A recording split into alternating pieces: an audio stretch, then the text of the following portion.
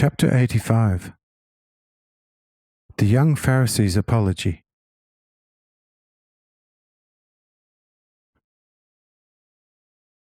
Julius, however, says to the otherwise forthright young Pharisee, "Verily, at the start I took you to be too wise and sensible to also regard this visibly purest angel for a possible Satan.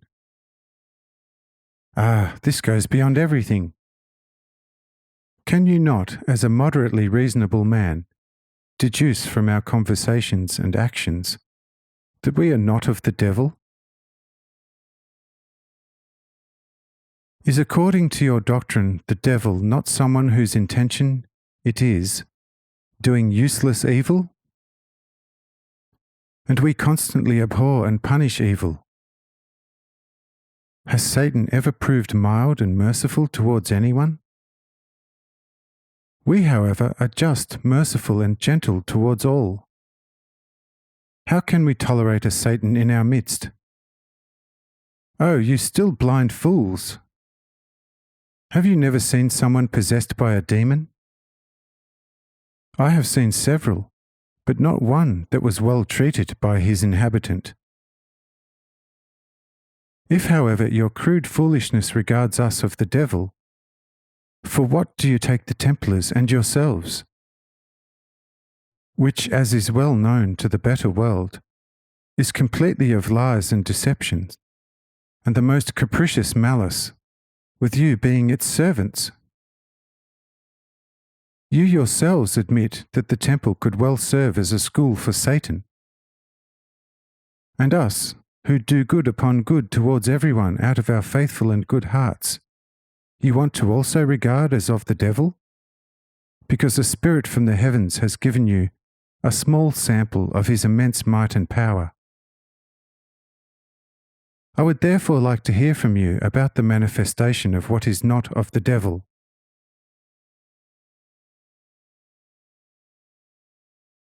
Says the Pharisee, somewhat more composed, Now, most exalted Julius, you must not count this thing too much of a sin against us. For behold, a man is sustained by what he eats.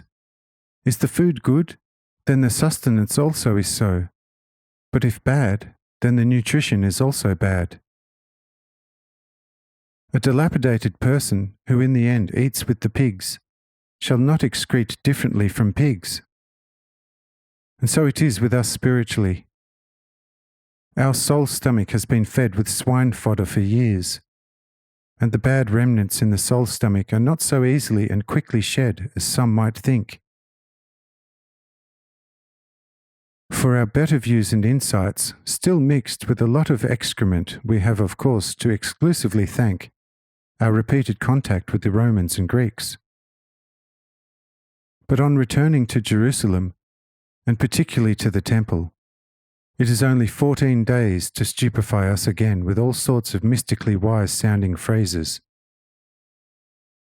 Is it surprising if, with such extraordinary circumstances, phrases of our own emerge in our soul, like dark clouds in the sky over our already feeble sun of cognition or youth, momentarily darkening them to such extent that extraordinary appearances impress us like a wanderer at darkest midnight, who through sudden lightning indeed sees the many obstacles along his path, which, however, is then followed by still thicker night.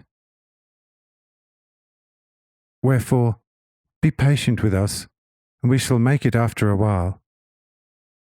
But as said, it cannot happen spontaneously, and I and all of us are now very happy to start understanding why it actually is so, and cannot be otherwise, because no human form shall be sculpted with just a few blows of the chisel from a hard and rough block of wood.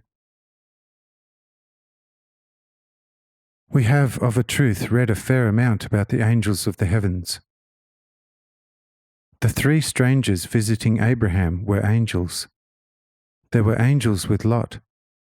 Jacob's ladder full of angels is familiar.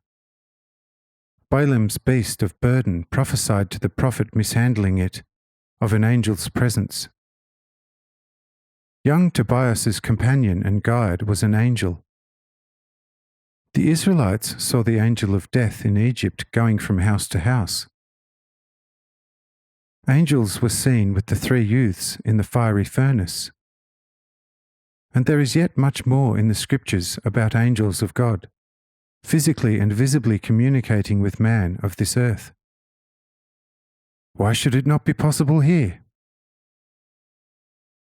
But here the proven presence of an angel is so extraordinary that one cannot, of course, or readily grasp it in its complete truth, the way one believes it about antiquity, which is easy to believe because one always imagines times past as better than the present, which latter, out of a kind of piety, one considers too unworthy for such holy manifestations, without remembering that the Sodom and Gomorrah time may not have been so God-pleasing, or he would not have rained fire from heaven upon such places.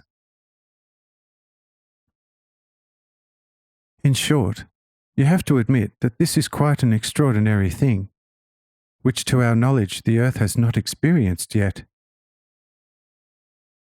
It will therefore be comprehensible that such peculiar tests of the angel's heavenly nature caused us to lose our composure a little, considering all our former life conditions. Hence, exalted Julius, do not count our momentarily foolish demeanour as of sinfully malevolent intent,